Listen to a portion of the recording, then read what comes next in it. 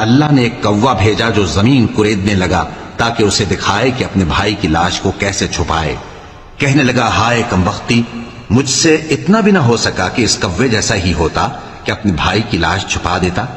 پھر وہ پشیمان ہو گیا۔ اس قتل کی وجہ سے ہم نے بنی اسرائیل کے ذمے یہ بات لکھ دی کہ جو شخص کسی کو ناحق قتل کرے گا، یعنی بغیر اس کے کہ جان کا بدلہ لیا جائے یا ملک میں خرابی کرنے کی سزا دی جائے، تو اس نے گویا تمام انسانوں کو قتل کیا، اور جو ایک انسان کی جان بچا لے تو گویا اس نے سارے انسانوں کو زندگی دے دی۔